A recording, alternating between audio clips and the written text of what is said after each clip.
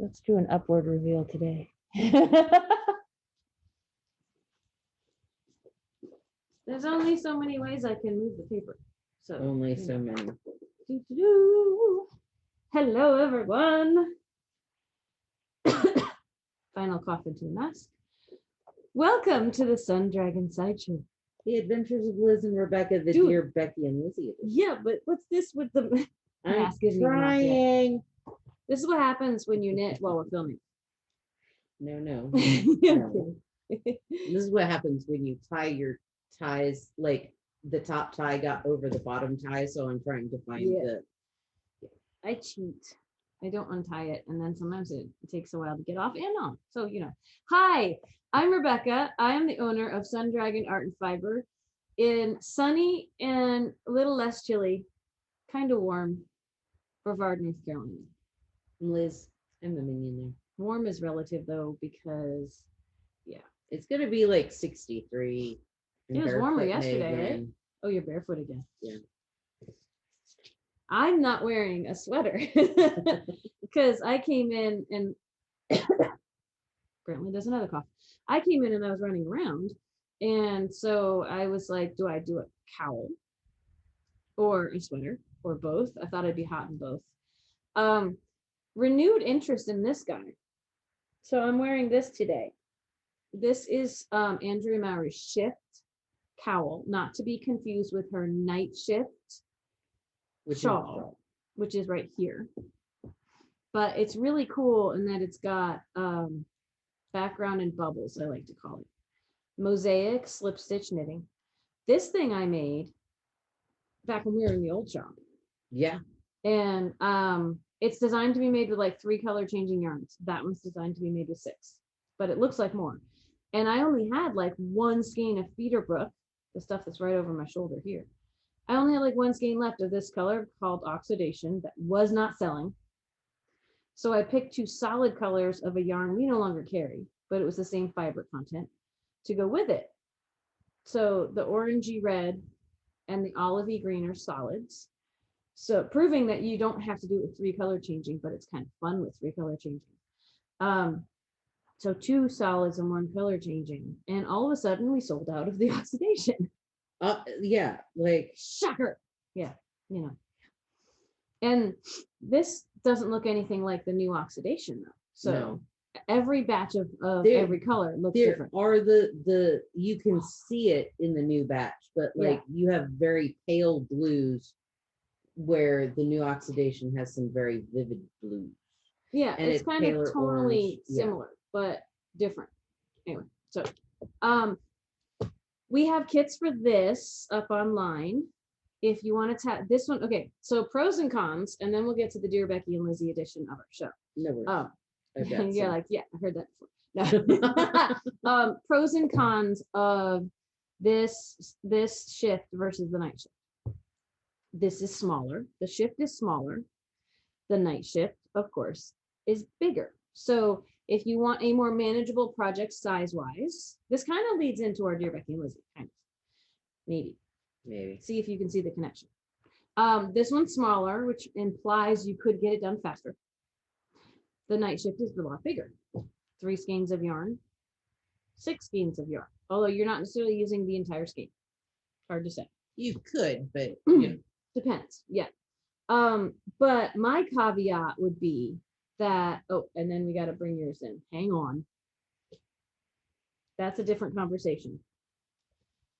My caveat would be in terms of following instructions and the pattern itself. I actually think the night shift is easier than the shift. There's only the 1 increase. Yeah, it's like once you get started, it's you've got color changes and you've got some the sections, you have some different instructions, but the increase, the shape of it just gets bigger and bigger until you decide to stop. This one, well, you'd be like, okay, it's smaller, so I can get the sense of the pattern on a smaller basis. This one is made flat as like a giant trapezoidal something, polygon something or other. You start here and you're increasing on both sides, not just one side. That's always just one side. And then when you get down to this part here, like this is increasing on both sides. And then you get down to here and you're increasing only on one side, or it changes. And then you get down to this part for the bind off over here. There's a little bit more to pay attention to, and there's some increasing and decreasing, and there's other things going on in it. It's very manageable. It's very doable. But I would say this pattern is actually more complicated than that one, even though that one's bigger. So doesn't mean that, oh my gosh, you can't do this, but know that going in. If you want the smaller pattern because you want to get it done faster, know that that one's easier.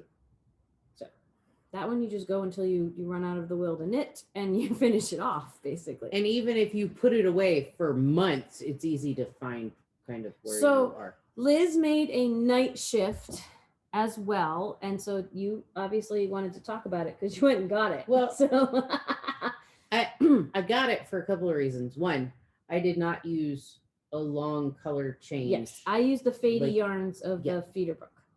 I used variegated, just straight up variegated, and bigger needle, bigger yarn. You know, the whole everything. Me. Yeah. The other thing I did garter mosaic instead of. I don't like purling, so those are done. Technically, the mosaic part of it is garter mosaic, but the rows in between are stockinette. And I'm over geeking out on what we would technically call this, but the background of this is stockinette. The non-bubble part of this is stockinette, which means I purled when I was using my saw that went all the way across instead of slipping stitches. I purled on the backside. I did not. Are we surprised? But it's okay to not purl. It still comes out. It looks really cool. Really, really cool. Here, let me hang on. I nicely arranged this for a visual before the show, and then, you know. So feeder book that does a slow color change, variegated, and mine is stockinette background and hers is garter background. She wove her ends in. I didn't. Yeah, so I can't. We had someone looking at them yesterday and said, well, I think that's going to be a lot of ends. And I went, yeah, I sewed them in, so I couldn't tell you. Not as many ends as you'd think because it's color changing yarn. Yeah. But yeah. Yep. And all these lovely I-cord edges. Really love them. It's awesome. Mm-hmm. So, Liz, why don't you read our question for the day? And then people can decide if they think they know why. Why I said, oh, this might be related. Maybe, kind of, sort of. Okay. I didn't prep this. I should have prepped this. Okay, I'll try to vamp. I'm tugging at my... Okay, I'll just leave that so you can see crazy colors at the end. And oh, look, she's ready. Dear Becky and Lizzy, I look forward to all your episodes. Your works in progress are always inspiring. My question is this. What kind of knitter are you? Process or product? Sincerely, housework is for people who don't know how to knit. All right, hang on. So, oh, this is a poopy marker. The question we have, I want to say the markers that work are over there. So we're going to do it with a bad marker.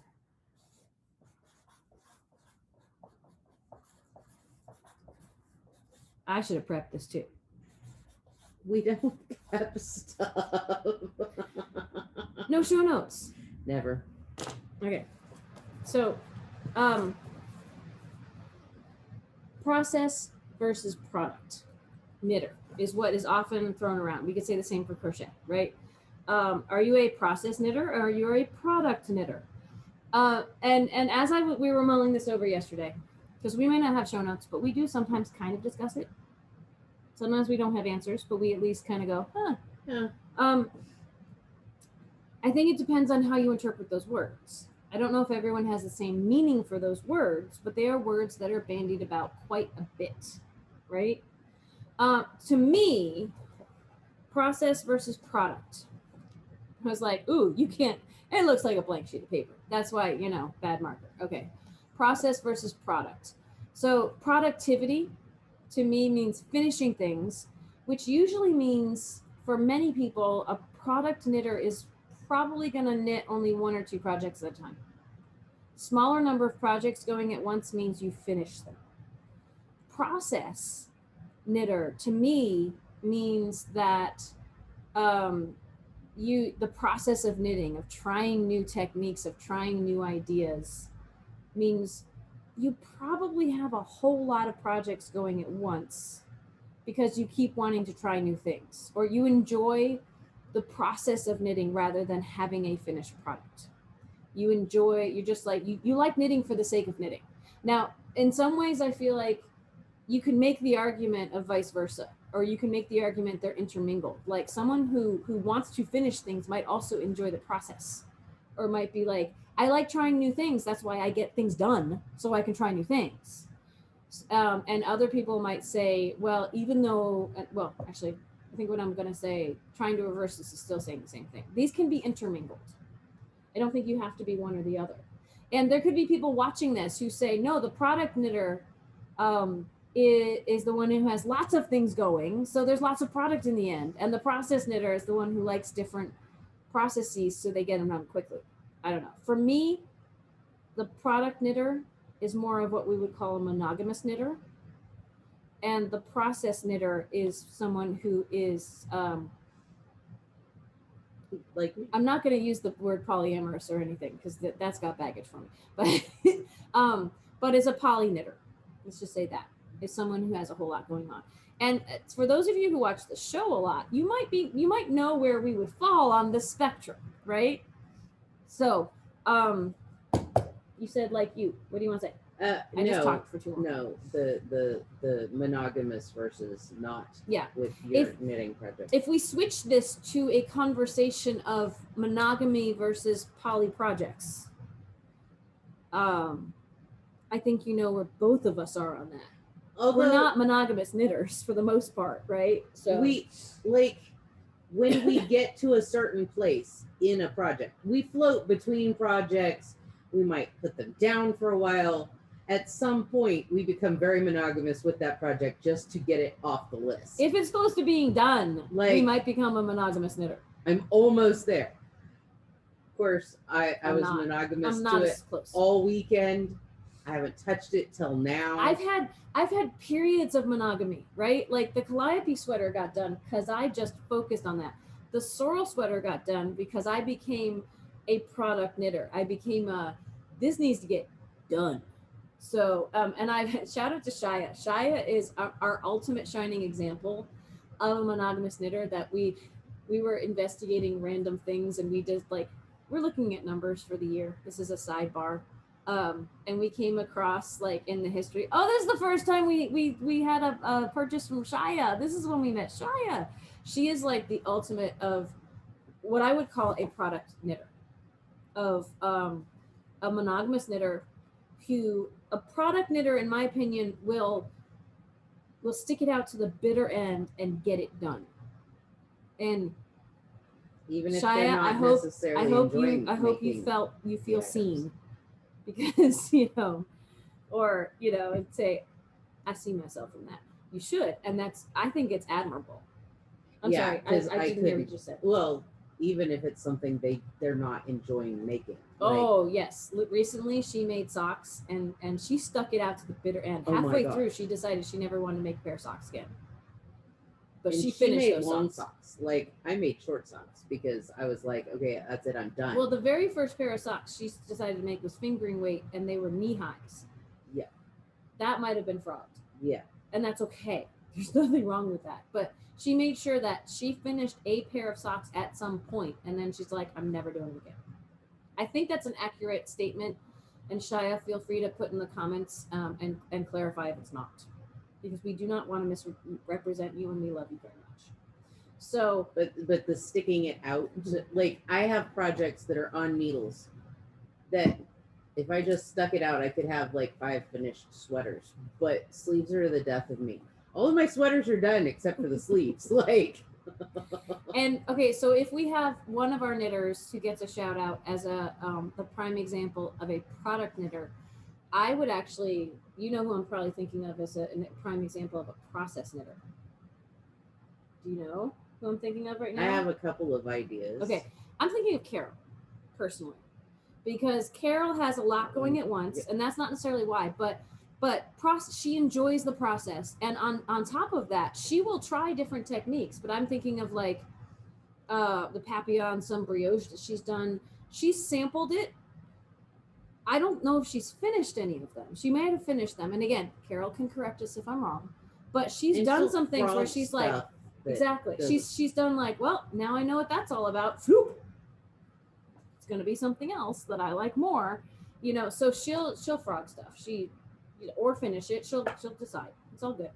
And neither one of those is better than the other. And It's a personal choice. Carol also can merge the 2 Mm-hmm. where she'll line up her process project. Like she has a lot on. She used to come into the shop with like 6 bags in her bag, Mm-hmm. 6 projects, and she work on.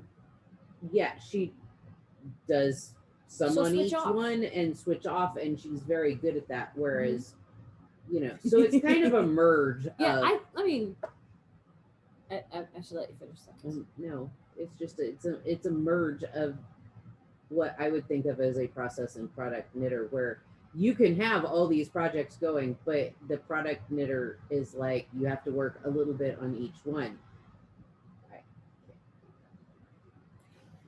I think most, if not all of us, are like, this is a spectrum. Like many things in life, this is a spectrum, and I think we all fall somewhere in the middle. Because and we, especially if we have different definitions of what those two terms mean. I think I think it's really healthy to have at least 2 projects going in case you get stalled out on one. If you're a product knitter or you're someone who's a monogamous knitter and you get stuck or stalled out on one, you might be really stuck. And if you're more of a process knitter who's got a lot of projects going, sometimes that can be overwhelming. Let me tell you, I have some projects that I go, oh, that's right, I was working on that. I'm sure you have some projects at home that have not seen the light of day for a really long time. Started knitting 3 years ago. Yeah.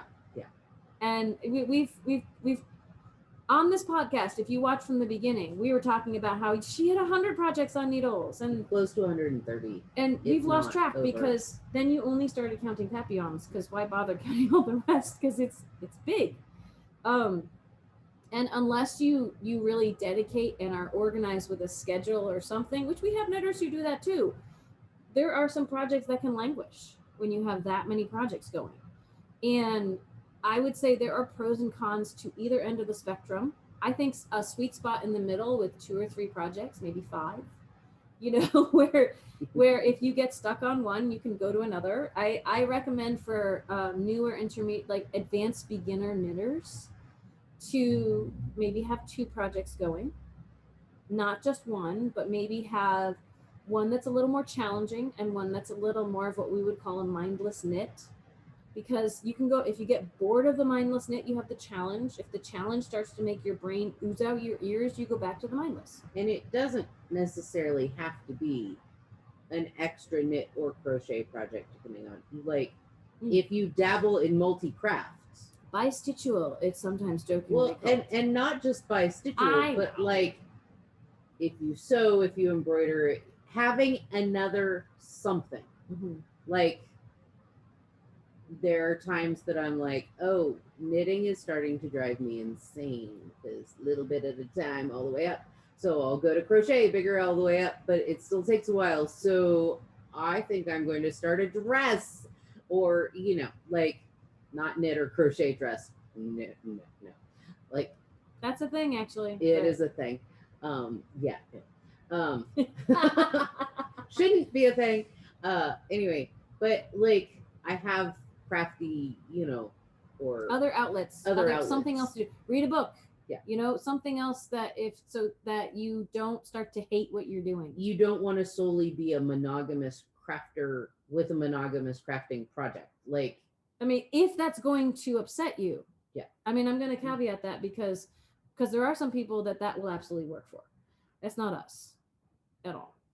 So Having a book or another project having or something another else. craft or baking, cooking, pick another hobby.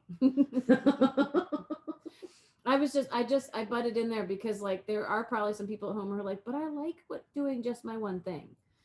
And we always say on this show, this is our experience. And we don't necessarily, we're really big fans of, there are no like absolutes in what we do and in the advice we give.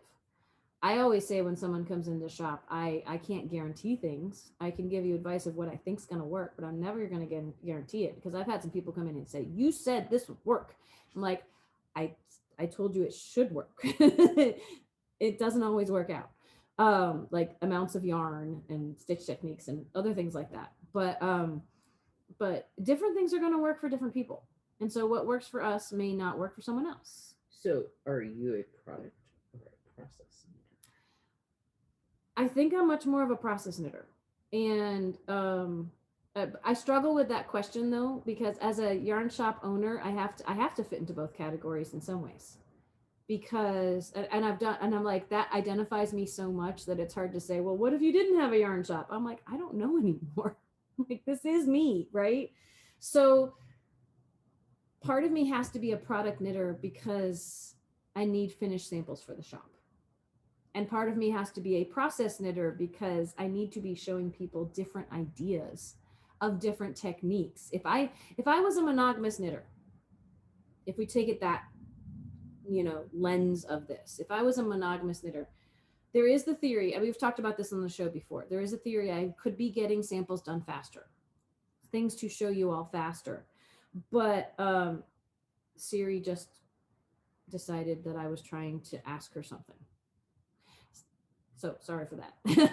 No, but there is the theory that I could get lots of different ideas of inspiration done for you all out there in YouTube and in my newsletter and who come up to the shop. If I just did one thing at a time, I would be churning things out. I function more under the I can't really stick to one thing at a time because I will lose the will to knit is part of it. And also, if I'm working on a lot of different things at a time, if you're watching my morning meditations, I'm doing something different every morning. Some of the people who watch Monday will say, I want to make that. And some of the people who watch Wednesday will say, I want to make that.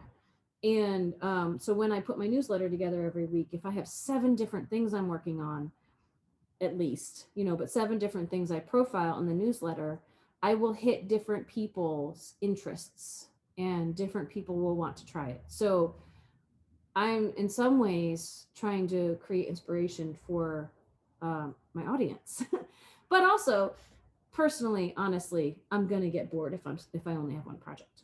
So I lean on the spectrum closer to process, because I will say, ooh, cables are my favorite thing. And then I'll say, no, ooh, lace is my favorite thing. And then, oh, color work. Oh, that's so cool. But it ebbs and flows. Like it's I'm never doing everything triangle shawls again because I've been doing triangle shawls, and then I miss 5 my sweaters later shawls. There's triangle shawls again. Yeah, and, I suddenly was like, socks are so amazing, but I wasn't gonna only make socks. I knew a woman, I think she recently passed away, but I knew a woman, all she made were socks.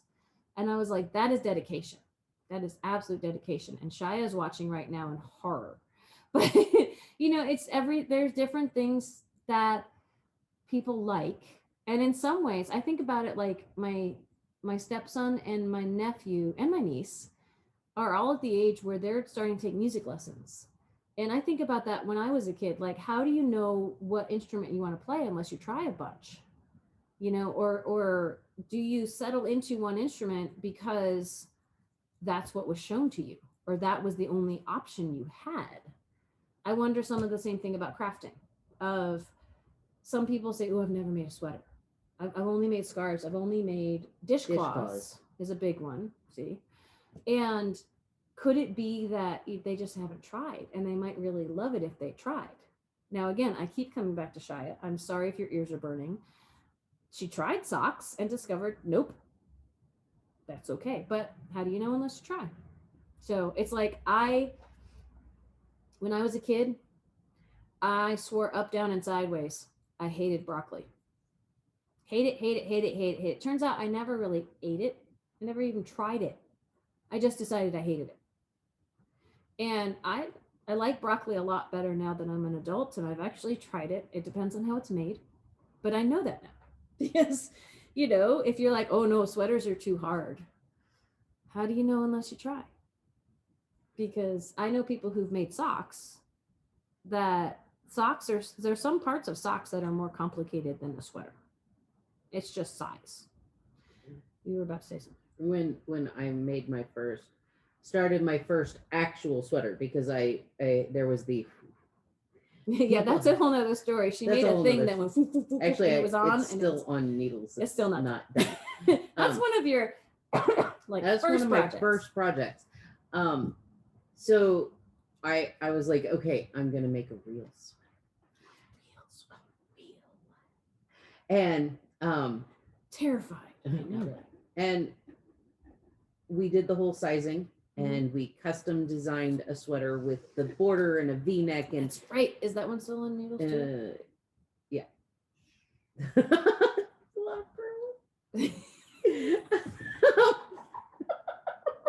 I'm sorry, continue. We cropped the crap out of the sweater. Like, I mean, it is it's a very me gonna be sweater. Gonna be. Picked out this gorgeous dark green yarn, printed all the pages. I got the back. I got the back done. Usually a traditional piece sewn together sweater will start with the back. Got the back done and one front. Because it was gonna be cardigan. Yeah, I got one front done. And then it was I would postulate that if not a faction of your journey, if not for purling, you might actually be a product knitter, more of a product knitter. No, because I chase butterflies too. Well, yeah, that's why I said a faction. That's why I changed mid-sentence, because I realized that too. But I don't mind purling for like I can do ribbing on hats. I can. Well, that's because it's not all purl. Yeah, maybe. But like straight across purling. I don't have as much of a problem. It takes a lot more time, but I don't have as much. I don't know what it. I do Norwegian purl. I love Norwegian purl. I don't know what it is. I just don't like to purl. I know what it is, but you don't like to purl. It's all good. Yeah. So sweaters, I found sweaters in the round, raglan sleeve, top down sweaters. I was gonna say you can make a garter sweater, but not if it's in the round, because then you have to purl. Actually, don't. I'm making a garter sweater in the round. Well, it's a garter cardigan in the round. There's ways to fudge that. The sweater she's wearing, she made. Yeah. And that one was once you did the increases. You had to do the increases in the back for the. It's the super old traditional way of making a sweater. In the round is go back and forth until you've done the shaping up front there. Yeah. And then you join it in the round. Then you cast on for the front collar, and then you're going into. So there was mild amount of purling. I mean, it was like until you hit here, which wasn't. Which meant there was a light at the end of the tunnel. So you have to decide what you want. But this is always, I find, an interesting question when it's asked or when it's talked about online, because I think it's a spectrum. I really think it is, and you can decide you fall on a closer end of the spectrum, but. I think we all have a little bit of different parts in us. And I think being somewhere in the middle might be the most comfortable place to be, but it depends on who you are. You may decide, nope, I want to do one thing at a time, and because I don't want it to sit languishing. I think for the show, like on the weekend, for us and this, on the weekend, I tend to be more monogamous with a project I'm almost done with, so I have something to show off on Tuesday. It's like we have deadlines now. Yeah, where we didn't before. And generally, it starts with Friday night and Saturday morning. I'm going through like 3 or 4 projects that I might want to work on, and I'll do a row or 2 on each until I'm like, I like this one. Although this one is the race, and Rebecca was ahead of me. I'm not anymore. It's not fine. anymore. I knew you were gonna win in the end, and we'll have to see what happens this weekend. You're so close. Yeah, but the rows are so long now, I don't see myself catching up to you. I can put this down and not until you do, and then we can race it. This is reminding me of when my stepson wants to do game night, wants to do the driving races on Xbox. And then he's like, let's race. And it's more when he and his dad race, because I'm not that good at these games. But when he's like, let's race. And then if his dad is beating him, he says, slow down. I want us to do this together. Slow down. And then when he catches up to his dad, he's like, let's race. Yeah, that's probably me in this situation. Probably. We've kind of, neither one of us are that competitive. Like, not really. Are you being sarcastic?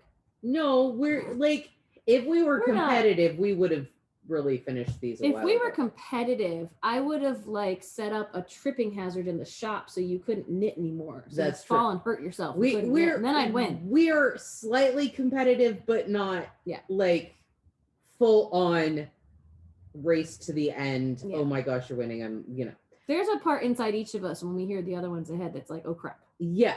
I got to go knit. So it's become the whole race, friendly competition, friendly race. It depends on who's ahead as to, which one of us is more competitive. But kind of. Probably. I'm just making faces. I worked on this all weekend, whereas I worked on it like half the weekend. Half the weekend. I'm a faster knitter. I'm not saying that in any like ha ha ha way. I just, I think you're only a couple minutes faster per row than I am. That adds up. It does. It's like I was only half a stitch short on the gauge of my first sweater. Yeah. So I thought I would knit tight. It adds up. That ended in sadness, and most of my classes know that story. She knows it by heart because I would tell it to everybody. So I am. You were on the contrast rows for your pods, right? I finished the first rib for the pod, and now I am on the knit for make pod. Oh, so she's on like the first of 2 rows that increase for the bind off. I am on my way to 800 and something stitches. I am on the contrast rows before my pods. I'm several rows behind you at this point. Yeah, but that's what, an evening? Maybe. We'll have to see. I don't have movie night now, which is going to distract me this weekend. Movie night, I don't work on things where I have to pay attention and actually count. So, but I don't think we have, I think Alexander will be home by Saturday. So yeah, we'll see. That does take us to like goals for the weekend, right? But wrapping up the process versus product. And again, I think those could be interchangeable. I tend to interpret a product knitter as a monogamous knitter and a process knitter as someone who's got tons of projects going. But you might have a different idea, and please tell us in the comments how you would interpret those words and what you think you are, because I'd love to hear. So and I would think are bad. Yeah. Oh yeah. Obviously, it's or I say obviously, but to me, both have value and both are going to be important to different people. And I feel like I embody both of these in the idea of process is dabbling in lots of different techniques, and product is getting things done. But one technique at a time. One technique at a time. You can be someone who wants to get things done, but enjoys trying different techniques. So they can intermingle. Absolutely. I would say if you had to pin me down to only claiming one of them, I'm a process knitter because I like trying tons of things out, but I'm also a really fast knitter. So I produce things, and I kind of have to because I don't want you guys to get bored or me to get bored because I'm stuck on one thing. Yeah. I before the show, I finished life stuff. Existed before the show. Well, I finished stuff, but it was like longer periods of time. It's like, maybe I'll finish this eventually. Yeah. And now it's like, oh crap, Tuesday's coming. I should have a finished product. But then again, we set goals a week ago for the weekend, and then we didn't do it what changed. we talked. Yeah. So there's that. And oh my gosh, so many things go through my head right now because, like, before we started with no show notes, I said we could talk about our goals for this weekend. And the other thing I thought about driving in, which I haven't mentioned to you, but it goes back to things we've been talking about this week, is we've been examining numbers and trends and things happening, because I've been even more than usual watching numbers in the past year, as you can well imagine. I've always been curious. Numbers. I've always been curious about how the shop is doing day to day, and maybe how it compares to last year. And then 2020, it became, oh crap, how are we doing compared to 2019? Well, ever since I started working in the shop, the end of the day close up, there are several things you have to write down. There's the write down on the receipt what you did for that day. Well, file that. Yeah. And I learned that from Bonnie. Shout out to Bonnie, who I was the minion to. Yeah. Then, because it's feed her numbers, there's a Post-it note with what have we done so far for this month? What did we do a year ago for this month, 2 years ago, 3 years ago, 4 years ago, whatever? How are we doing comparatively? How are we doing compared to last month? I like numbers. And so you write like as many sets of numbers down as possible, and you hand her the Post-it note, and you go and you get and you step back or sometimes how this Post-it is delivered lets me know what I'm going to be looking at. Yeah. Even when she's gone, there's take the picture of the Post-it note and send it to her at the end of the day, because I can't enjoy my vacation unless I know. Yeah. So Liz has primed a few things for the next few months for us to take a peek at, to keep an eye on, because we're heading into the territory of this will be the first month. I don't know if this month fully counts, but yes, this will be the first month we're comparing to pandemic. Pandemic, yeah. Our numbers seriously tanked in April, because April was the lockdown for North Carolina, at least, which is where we are. But April's when things really fully shut down. I was thinking about this. We were checking this on a knit night recently, of looking back on my Instagram feed to see when did we stop doing sit and stitch. The 14th or the 17th of March. Yeah, it was like right after, I think we had a St. Patty's Day type of sale. And it was like over a weekend of just come in. I think we were doing sales on bundles of sale yarn, and we were just trying to get some revenue going, stuff like that. I think we had been since the beginning of the year knowing that life could get weird, but we didn't know how weird. And it was right about St. Patty's Day or a little later that we started closing off the shop to the public, or really, really upping restrictions to say, start keeping distance, doing all these things. We weren't to the mask phase yet, right? Because that took a little while to catch on, because we were at the phase of healthcare workers need masks. The mask phase in the shop. We were to the mask phase of when we go to the post office. Yeah. Well, and it was the later part of March when I started going to the post office. It was when I started. I'm pretty sure it was a week and a half. It was like the 4th or 5th of March. I looked at your Instagram. It was early days. It was, we started encouraging people, if you don't want to come out, we can ship things to you. And she started making me wear a mask to the post office. And I started announcing loudly in the post office that you are making me do this, because I was the only one wearing a mask. Maybe one other person. Most people know. And I had to make excuses for it because people gave me funny looks. And now it's a fashion statement. Haha. No, but we're coming up on the anniversary, not of our filming. That was a few weeks ago. But we're coming up on the anniversary of when life kind of fell apart. When the world fell apart. And that's kind of weird to think about. Instead of comparing my numbers to a healthy year, which we'll probably still do, because you'll probably still do. They're still written out for last year, the year before that. And if she was open in 2017. But I opened in August of 2017 for people who are just joining us or who've forgotten, because we haven't mentioned it in a while. But we're starting to compare it to, okay, are we doing better? Instead of what percentage of a normal year are we doing? we're going to start looking at have we improved from this time last year. And I think a lot of that is due to you guys. So thank you all for your support. We set this up before the world fell apart, and it has become our lifeline now that the world has. Before we started touch filming, our we customers, were to talking about if we didn't have technology, Yeah, like just today you we were couldn't talking have about set this. up the shop. Mm-hmm. And I was cursing technology because it wasn't working right this morning. But how much of just life and this shop's existence have setting to do up with the technology? shop and then staying alive during a pandemic. Researching, I was a teacher, and researching how to open the shop, I was looking up a whole lot of websites. Instead of having to go to business school, I was doing my own research online and finding mentors in person, which I found through things online, to figure this all out. So yeah, figure out funding, figure out everything.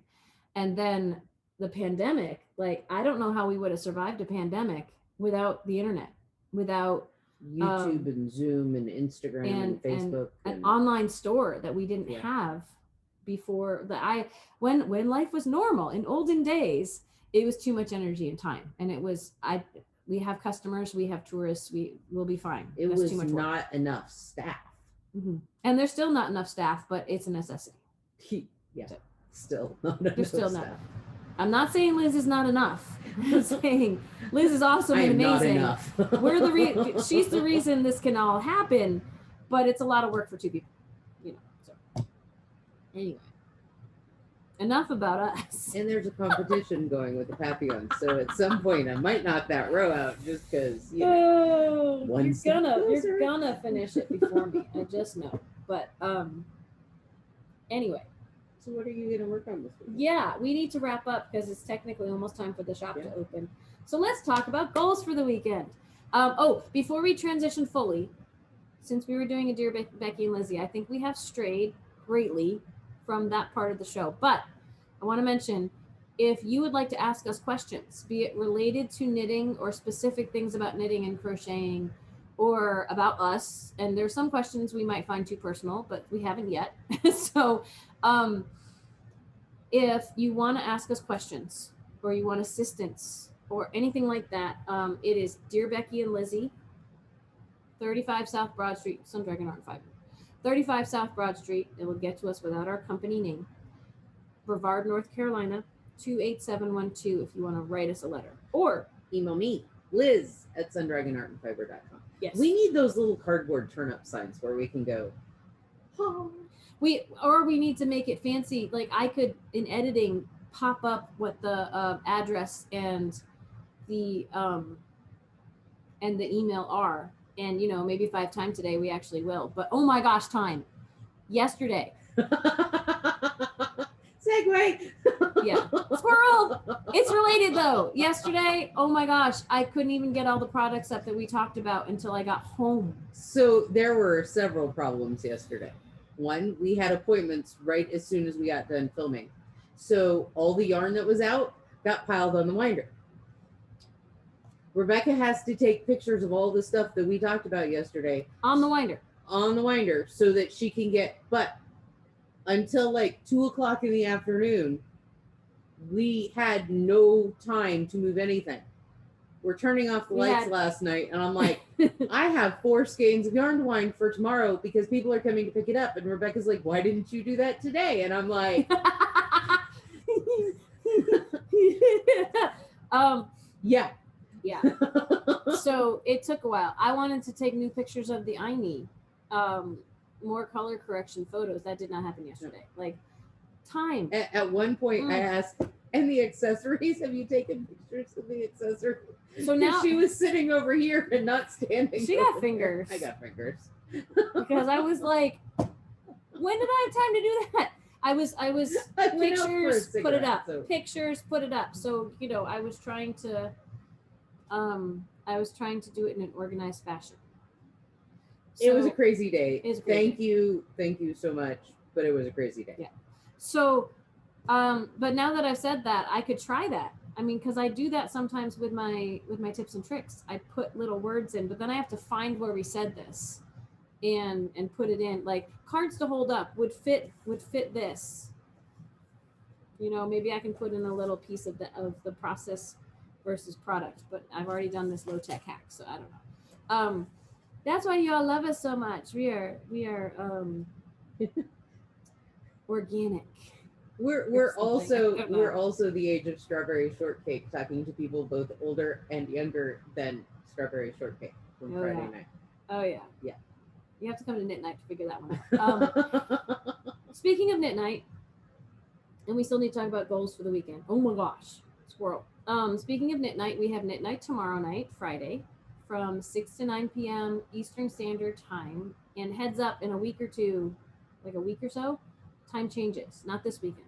Next. So Eastern Standard is going to become Eastern Daylight, and oh my gosh, if you don't have that time, it's a whole different time period for you to figure out the time change, because we do have people joining us from lots of different time zones. But right now, 6 to 9 p.m. Eastern Standard Time, with the Zoom code that is our shop phone number 828-877-3550, and we'll also have Knit Night again on Tuesday. And we don't have a sit and stitch this Saturday. The next time we have an afternoon sit and stitch is going to be on March 20th. So I think for now that is covering enough bases. Let's talk about our goals. I would like to finish this weekend. That is one of my goals. I have projects languishing that I should get back to, but I'm going to finish this, or I hope to, this weekend. My Papio. I'm going to work on two things this weekend unless a butterfly flies by and catches my eye, both literally and figuratively. Yes. I'm going to finish my pavillon, which I'm pretty sure I can do. I think we both can. Yeah. And I want to finish my house, or at least get You want a to lot. finish that? Not That finish. thing's going to be huge, isn't it? Yeah. I mean, I'm it's not gonna crochet. It goes faster. Finish. I want to get way more done on this. I have 72 By the way, rows to get up. What we showed you, was it yesterday or Tuesday? Tuesday. She ripped it out and tried again. And look how far she's gotten. Right?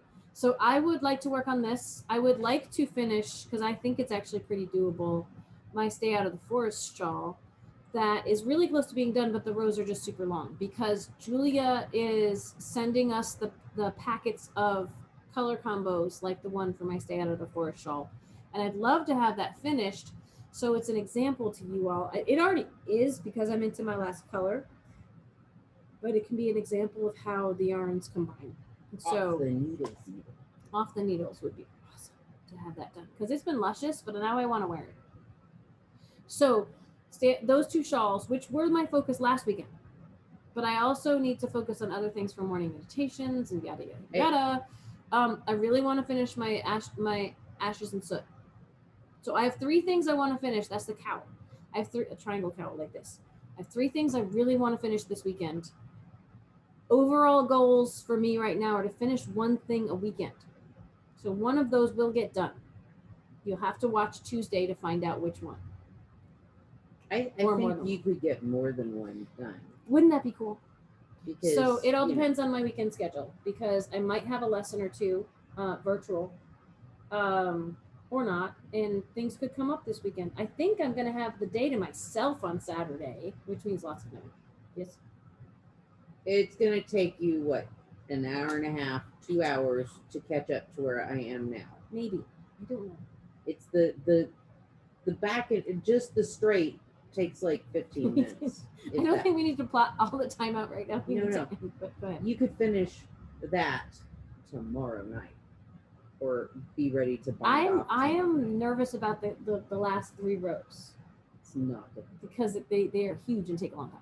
So I've heard you complain about them so many times. Come on. I complain all the time, but I put that ending on every one of them. It's not that hard. Okay. Like, anyway, counting. So I have 3 things I want to finish, and then I have all these other projects that I am mid-process on that are all calling my name. So at home it's very noisy, because they're all calling my name.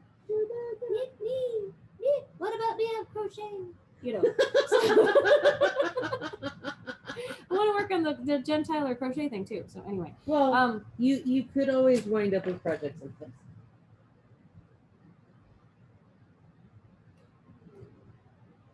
That's the pincha shawl that isn't a shawl because I lost the will to live on it because 80 short rows for each feather. You started this when you came back from Florida. Yes, because there was a guy in Florida who had a bunch of those knit, and then when I was like, "Ooh, this is cool, I'd like to do," and he's like, "Well, that's very challenging," and I was just like, "Challenge accepted," because you think I can't do it. She can. I can. I just have too many projects going. That and people would come in and you'd stop and put it down and show them how to do it and start and stop. And then be stuck on where am I in that Yeah. thing? So she bound it off for me. So we have this cute little, those are short rows with a half and half yarn with half the band is solid and half is speckled. It does really cool stripy things when you do the pincher shawl. I should go do another pincher shawl at some point, but not now because I have other things to do. What? When the butterfly shawl is done, because that is a great example of a short row thing, I might try that one again because I can't remember with that one if I did German short rows or wraps and turns. And since it's garter, I could do wraps and turns, and who cares? Anyway, we have squirreled quite a bit, and the shop should be open right now. So have a really great weekend. Please subscribe. We are getting up there in subscribers. If we can hit 500, we will have a sale. So please subscribe if you haven't already. I keep feeling like it's the PBS pledge drive. It's like, you listen. So why not, contribute? It's a contribution that doesn't even require any money. It's not like we're asking you to like donate money. We haven't even tried the Patreon type stuff. No. Everyone keeps telling us to do. So we're gonna give you guys something if we get to 500. Yes, it's great. We all win. So please subscribe or tell people about this who you think might want to subscribe and help get our numbers to 500, because then we'll have a sale and we'll set another goal for another sale. So, it keeps going. Anyway. So, yes. What else? Like, comment. Ring the bell. I'll get back to comments if I can. Life is crazy right now. Yes. So crazy. Have a good weekend. We'll miss you tomorrow. We'll see you on Tuesday. Bye. Join us for knit night.